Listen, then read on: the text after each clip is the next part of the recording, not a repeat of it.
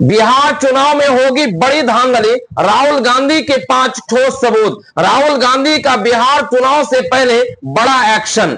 दरअसल बिहार चुनाव में अब कुछ ही दिन बाकी रह गए हैं और इससे पहले हरियाणा, महाराष्ट्र में चुनाव हुए हैं और इससे पहले झारखंड में भी इलेक्शन हुआ है और इस बीच में जो धांधली हुई है वो किसी से छुपा हुआ नहीं है।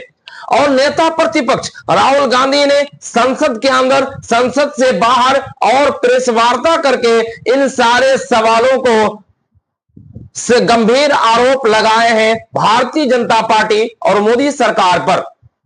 और इनका जवाब अब तक ना तो चुनाव आयोग की तरफ से आया है ना भारत सरकार की तरफ से दी गई है, जिसको लेकर के यह माना जा रहा है कि यह धांधली में कुछ ना कुछ गड़बड़ है और यूं माना जा रहा है कि दाल में कुछ काला है।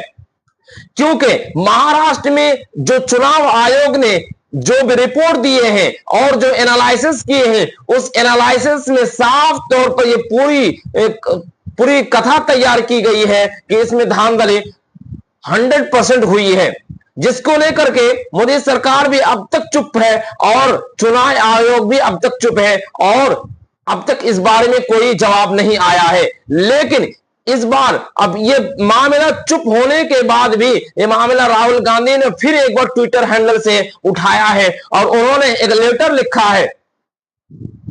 उन्होंने इस आर्टिकल में बहुत सारी चीजों को ठोस करके और खुल कर बयान किया है और उन्होंने कहा कि चुनाव की चोरी का पूरा खेल समझिए।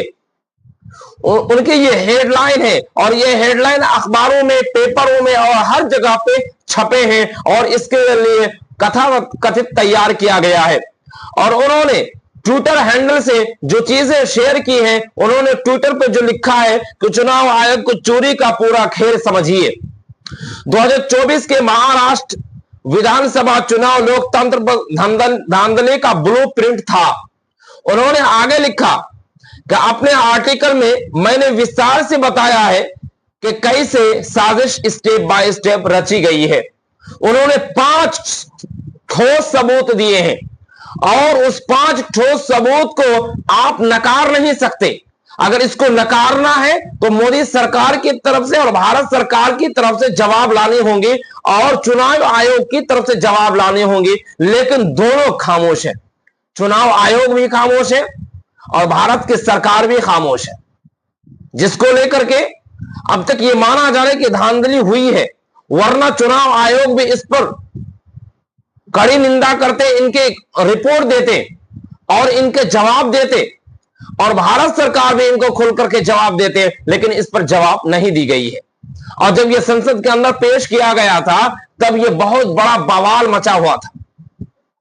उन्होंने आगे लिखा कि अपने आर्टिकल में स्टेप 1 में लिखा कि चुनाव आयोग के नियुक्त करने वाले पैनल पर कब्जा। उन्होंने सबसे पहले चुनाव आयोग पर कब्जा किया, क्योंकि चुनाव आयोग अगर भारतीय जनता पार्टी का होगा तो फिर किसी भी तरह से वो धांधली कर सकते हैं। इसलिए भारत सरकार की तरफ से और बीजेपी सरकार ने इस पर धांधली करके इन्होंने चुनाव आयोग पर सबसे पहले कब्जा किया। दूसरा स्टेप, वोटर लिस्ट पर फर्जी मतदाता जोड़े गए, जो महाराष्ट्र में हुआ, यानी जितना वोट नहीं पड़े उससे कई गुना ज्यादा वोटर लिस्ट में नाम आ गए।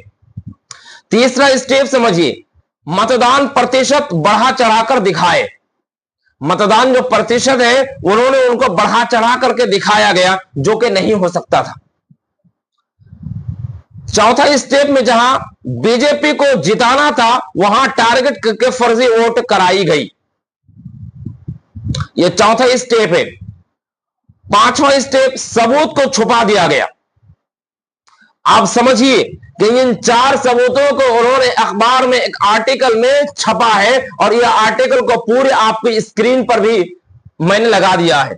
अब स्क्रीन पर वो आर्टिकल पढ़िए और ये राहुल गांधी के ये जो ट्वीट है इसको आप पढ़िए। उसके बाद उन्होंने लिखा कि यह समझना बिल्कुल मुश्किल नहीं है कि महाराष्ट्र में भाजपा इतनी बौखलाई हुई क्यों थी, लेकिन चुनाव में धांधली भी मैच फिक्सिंग जैसे होती है।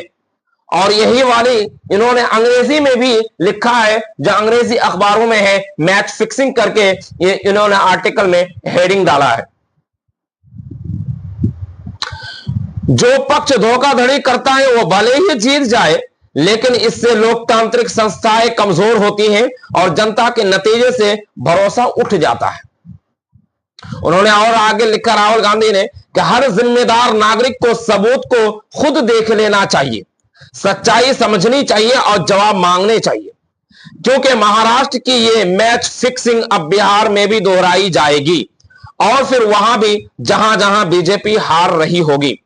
मैच फिक्सिंग की चुनाव लोकतंत्र के लिए जहर है और इन्होंने साफ साफ तौर पर इशारा कर दिया कि बिहार में कुछ ही महीने में, ये नवंबर अगस्त में चुनाव है और इसमें भी धांधली की पूरी रूपरेखा तैयार की जाएगी, क्योंकि बिहार में भी भारतीय जनता पार्टी पूरी बुखलाई और उनकी नींद इसलिए उड़ी हुई है कि पिछले कुछ ही दिन पहले मोदी सरकार बिहार आए थे और नरेंद्र मोदी बिहार आके उनकी जो जनसभाएं उनको फ्लॉप कर दिया गया था और उनकी रैलियों में और पटना के रोड शो में जनता की होड़ ना देखने पर अब बौखलाई हुई है, जिसके लिए राहुल गांधी ने यह मुद्दा को फिर उठाया, क्योंकि यह मुद्दा नरम पड़ चुका था और इस मुद्दे के लिए भारत सरकार अब चुप थे और देश के नागरिक भी इस चीज को भूल रहे थे।